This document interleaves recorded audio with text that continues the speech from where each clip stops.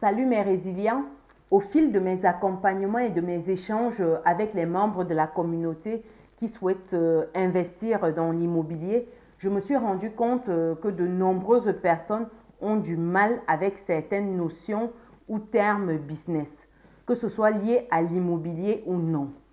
Avec ce constat, j'ai décidé de faire régulièrement des capsules vidéo pour vous clarifier les termes ou notions. Aujourd'hui, je vais vous expliquer ce que c'est que le LMNP versus LMP. À tout de suite.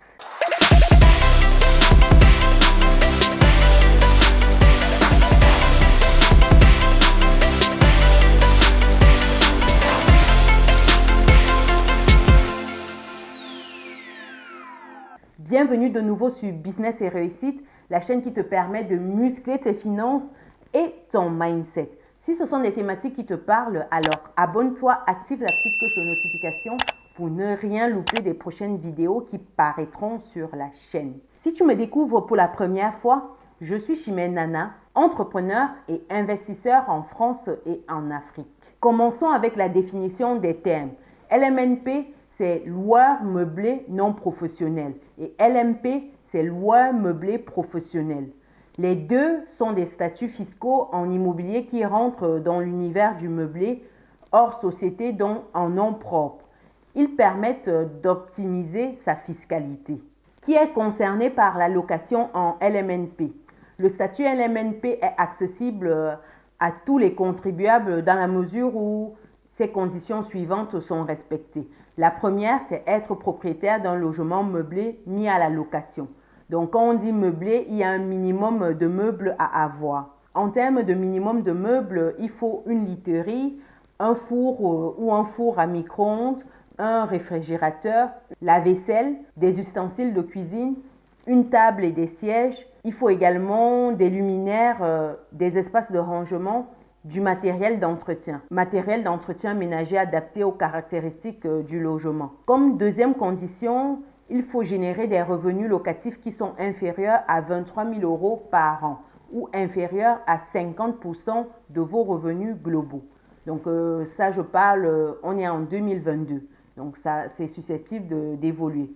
Comme troisième condition, il ne faut pas être inscrit au registre du commerce et des sociétés, en abrégé RCS, en tant que loueur meublé professionnel. Quelles sont les différences entre ces deux statuts? Sur le plan du déficit créé, c'est imputable aux revenus de même nature pendant 10 ans dans le LMNP et dans le LMP, c'est imputable au revenu global jusqu'à la 6e année. Sur l'aspect plus-value, nous sommes sur la plus-value des particuliers pour le LMNP et sur la plus-value des professionnels sur le LMP. Sur l'aspect avantage, le principal avantage du statut de loueur en meublé non professionnel provient de la catégorie des revenus perçus, le BIC, bénéfices industriels commerciaux, qui va générer une comptabilité intéressante. En effet, vous pouvez ainsi récupérer la TVA, déduire certaines charges, amortir votre bien, créer des revenus peu ou pas du tout imposés. Concernant la récupération de la TVA, le statut de LMNP vous donne le statut de commerçant, vous permettant de récupérer la totalité de la TVA du logement, soit 20%, et ce faisant en une seule fois, 6 mois après la première mise en location. Ça, c'est très important. Toutefois, pour procéder à cette récupération, votre résidence devra proposer 4 services au minimum. Exemple de services, c'est l'accueil.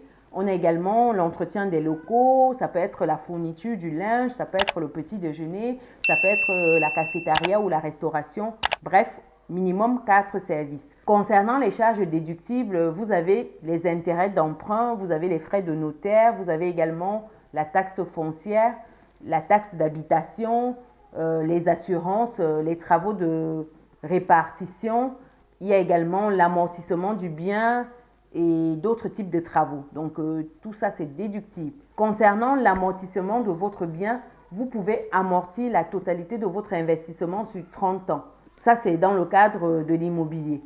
Et 7 ans pour les meubles en déduisant les charges et les intérêts d'emprunt, bien sûr. À présent, quels biens sont éligibles au statut LMNP?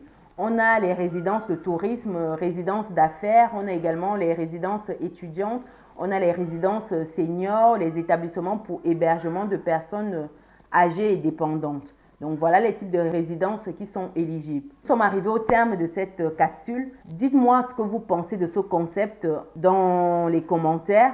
Avez-vous des termes que vous souhaitez que j'explique en vidéo capsule? Si oui, mettez-les également dans les commentaires. Pour terminer, abonnez-vous, activez la petite cloche de notification, likez et partagez massivement la vidéo. On se dit à très bientôt dans une nouvelle vidéo. Ciao! Il y a bébé qui pleure en plus. Ouh, c'est chaud.